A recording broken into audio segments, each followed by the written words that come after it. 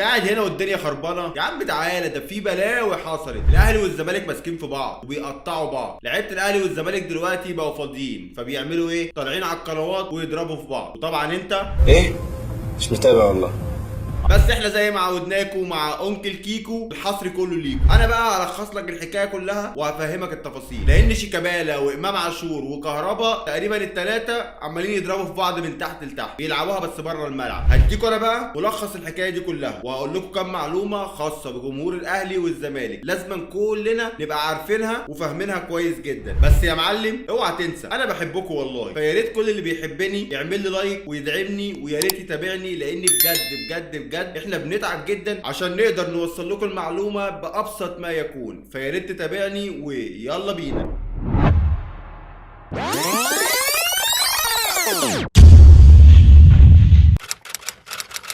من يومين طلع علينا الاباتشي. طبعا الاباتشي لما يطلع في اي حوار تلفزيوني لازم تبقى عارف انه هيضرب من تحت لتحت. الاباتشي طلع مع ابراهيم فايق وكان في حوار ساخن بينهم. ابراهيم فايق ساله انت كنت بتقول ايه لامام عاشور ساعه ماتش السوبر؟ طبعا الاباتشي راح ضاربها من تحت لتحت وراح قايل له امام عاشور طلب مني التيشيرت وقال لي حاجات تانية مش هينفع اقولها، وحط تحتيها كام خط وسابها مفتوحه لكل الجمهور يخمن ايه اللي بيحصل. تعالوا بقى نسمع الاباتشي قال ايه عشان نشوف اترد عليه ازاي.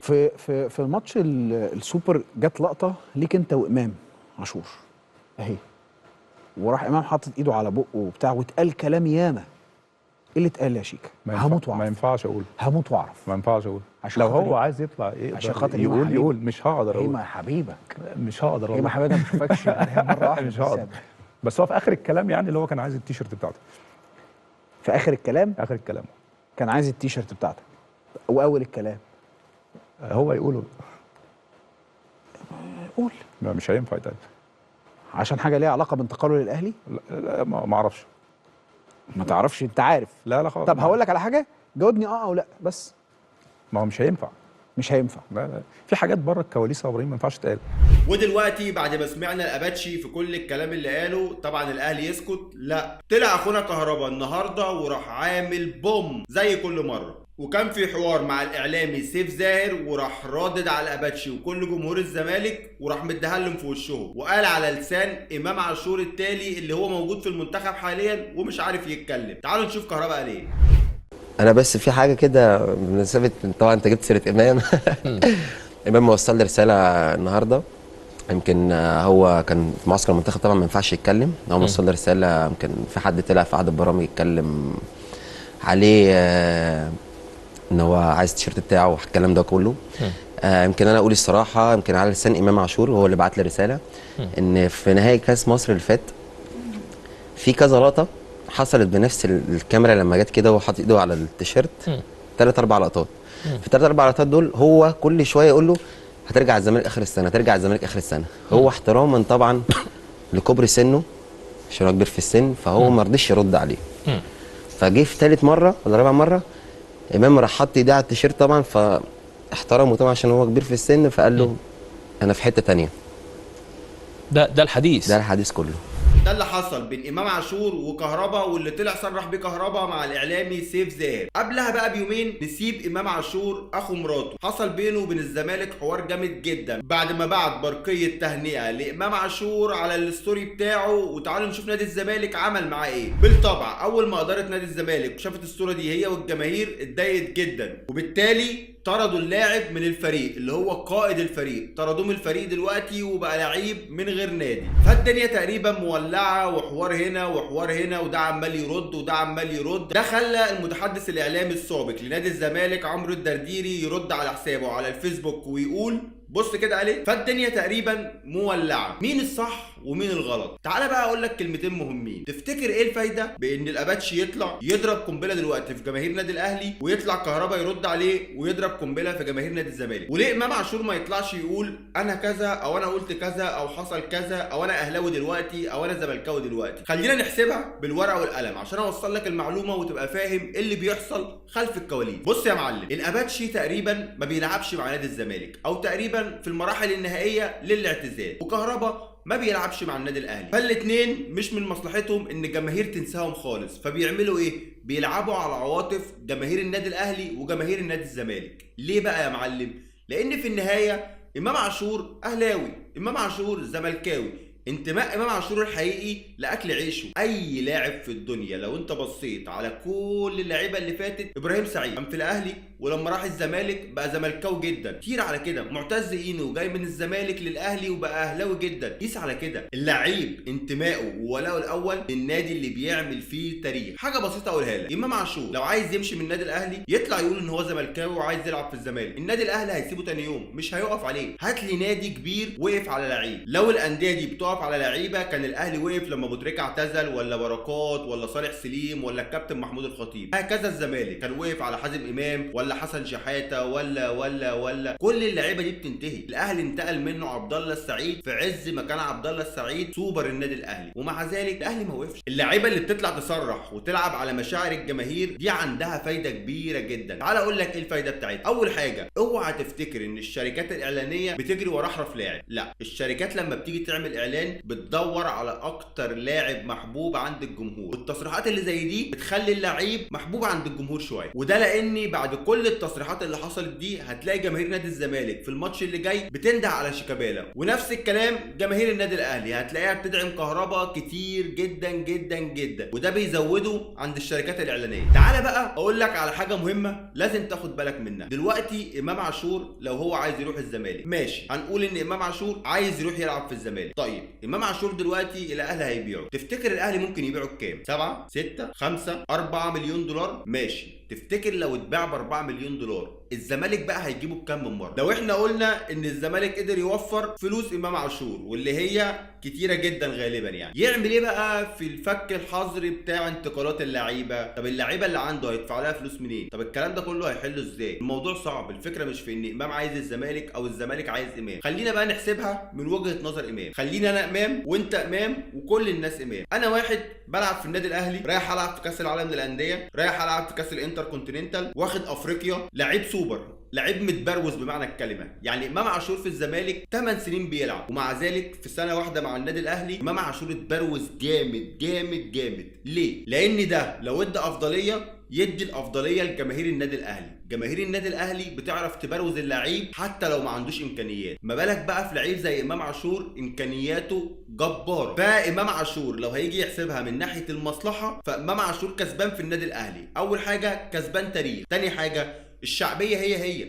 بالعكس، شعبيه النادي الاهلي اكبر شويه، فشعبيته زادت عن نادي الزمالك. بطولات وبياخد اكتر بكتير، تاريخ وبياخد تاريخ، دعم وبيدعم كويس جدا مع النادي الاهلي ومع المنتخب، ومتهيألي هو اكتر لاعب مدعوم الفتره دي. لو جينا بقى حسبناها ماديات، فامام عاشور ماديا مع النادي الاهلي كويس جدا، كل شهرين 3 بيكسب بطوله وبياخد فلوس، غير ان النادي الاهلي فلوسه حاضره، يعني ما بيأخرش، ما بيقولكش لا هدفع النهارده ويدفع لك بكره او بعده، لا، غير الاحترافيه في التعامل مع الاداره. فامام عاشور مفيش اي سبب يخليه عايز يروح الزمالك. ايه السبب اللي يخليه يروح الزمالك؟ الحاجه الوحيده اللي بتخلي اللعيب يروح من النادي الاهلي لنادي الزمالك او من نادي الزمالك للنادي الاهلي ان النادي ما يكونش عايز. غير كده ما اعتقدش ان في لاعب ممكن يتنقل منه لنفسه. وتعال نبص على كل اللعيبه اللي انتقلت، مفيش لعيب انتقل منه لنفسه. عبد الله السعيد انتقل للزمالك لما الاهلي باعه، ناصر ماهر انتقل للزمالك لما الاهلي ما كانش عايزه، احمد حمدي انتقل لما الاهلي ما كانش عايزه. قيس على كده كتير وكتير وكتير. طيب عايزني اثبت لك ان اللعيبه بتلعب على مشاعر الجماهير؟ بص، ياسر ابراهيم دلوقتي عامل ايه مع الاهلي؟ تمام، كويس جدا. تعال بقى شوف تصريح ياسر ابراهيم لما كان بيلعب في الزمالك، بص كده. ده هتفرق اهلاوي ولا زملكاوي؟ لا انا زملكاوي. زملكاوي. ده تصريح ياسر ابراهيم لما كان بيلعب في الزمالك، هنسكت؟ لا. تعالى بقى بص وشوف تصريح معتز اينو لما انتقل من الزمالك وجه الاهلي. شوف لما جه الاهلي كان بيقول ايه، بص. هو انت في الاساس اهلاوي ولا زملكاوي؟ في الاساس اهلاوي، بحب النادي الاهلي جدا، زي ما انا بحترم نادي الزمالك، لكن انا وطلعت في كذا مره قلت انا بحب النادي الاهلي جدا جدا جدا، شفت فيه الخير كله. نادي اعظم يعني ما نادي. شفتش خير في الزمالك؟ شفت خير. نادي الزمالك عمل اسم اينو، يعني هو اللي طلع اينو. هو انت رحت للاهلي ازاي؟ رحت 2007. دي يا معلم تصريحات اللعيبه اللي بتحسبها وهي في المكان، لان كل لاعب حسبته في المكان بتكون مختلفه خالص عن حسبه الجماهير. الجماهير بتلعب بالمشاعر، واسهل حاجه ممكن تنهي الحوار ده خالص ان امام عاشور يطلع يقول انا ماليش دلوقتي في الزمالك، انا ما بشجعش الزمالك، انا علاقتي بالزمالك انتهت، انا دلوقتي اهلاوي. لكن هو سايب باب المجال مفتوح، لان ده اللي بيلعب بمشاعر الجماهير، ده اللي بيخليك تبروز حرفنته اكتر وبتبروز لمسته في الملعب وتبروز اي حاجه بيعملها. يعني امام عاشور في لعيبه كتيره بتعمل حاجات كويسه في النادي الاهلي، يعني حسين الشحات قوي جدا، علي معلول قوي جدا، ومع ذلك اللي متبروز دلوقتي امام عاشور. ليه؟ لان جماهير الاهلي سبورت ليه جامد قوي قوي قوي قوي في وش جماهير نادي الزمالك. فلازم كل جمهور الاهلي والزمالك ما ينجرفش للحته دي. اللاعب اللي احنا بنكون سبورت ليه اللاعب اللي بيدينا بس، مش اللاعب اللي بيعمل مشاكل او بيقول تصريحات او بيقعد يلعب على مشاعر الجماهير. لا، احنا ما عندناش دي، احنا عندنا بطولات وعندنا ارقام عايزين نعملها، فكل اللي نفكر فيه دلوقتي هو النادي الاهلي وبس. اما عن جماهير نادي الزمالك فلازم تنسى امام عاشور. امام عاشور خلاص الصفقه حصلت وامام عاشور انتقل للنادي الاهلي. اقفل، انسى، فكر في فريقك، فكر ازاي توقف فريقك، فكر ازاي تبني، كون سبورت للعيبه اللي موجوده، سيبك من اللي بره، اعمل زي النادي الاهلي. النادي الاهلي مع خروج عبد الله السعيد ورمضان صبحي قفل الكلام خلاص وبص على اللعيبه اللي عنده وبنى على قدام. لازم نادي الزمالك يكون عنده نفس الفكره دي، لازم جماهير نادي الزمالك تنسى امام عاشور. امام عاشور دلوقتي لاعب في النادي الاهلي، وامام عاشور لا يمكن يرجع نادي الزمالك صدقني، لان امام عاشور اللي بيخلي اللعيب ينتقل ان يكون في ميزه افضل من الميزه اللي عنده. فحتى لو امام عاشور زملكاوي بس مصلحته مع النادي الاهلي، واي حد فينا لو مصلحته كانت ماديه، لو انت شغال في مكان بقالك فتره وجالك شغل في مكان تاني بشكل احسن وشركه افضل ومرتب افضل، مهما كان ولاءك للشركه دي فانت غصب عنك هتنتقل للشركه التانيه، لان ده الافضل بالنسبه لك. ممكن يكون عندك سنه مشاعر او سنه احاسيس اتجاه شغلك القديم، ده عادي، هتلاقي ولائك وانتمائك اتغيروا 180 درجه وبقى موجود في الحاجه الجديده اللي بتديك واللي انت شغال فيها واللي انت مستفيد منها. فجماهير الاهلي والزمالك لازم لازم لازم تقفل على الموضوع ده خالص. بالنسبه لجماهير الاهلي، امام عاشور لعيب اهلاوي عقده 3 سنين، بعد ال3 سنين نفكر ونشوف امام عاشور رايح فين. بالنسبه لجماهير نادي الزمالك، امام عاشور لعيب في النادي الاهلي دلوقتي، فهو انتقل من عندكم خلاص، اقفل الصفحه. بعد 3 سنين لو امام عاشور فكر يجي لك ساعتها نبقى نتكلم في الموضوع ده، لكن كل اللي بيحصل دلوقتي ده لعب بالمشاعر وشويه كلام فاضي. فيا حبيب قلبي، مبروك لكل جمهور نادي الاهلي ولكل جمهور نادي الزمالك الفوز بدوري ابطال افريقيا والفوز بالكونفدراليه. وما تنساش لو انت على اليوتيوب يا ريت تشترك في القناه وتفعل الجرس، ولو انت على الفيسبوك او التيك توك او الانستجرام لايك وشير وتابعنا وسيب لنا تعليقك، لان بجد دعمك ده بيخليني احاول اقدم لك افضل حاجه عندي، ووالله صدقوني بحبكم في الله. سلام.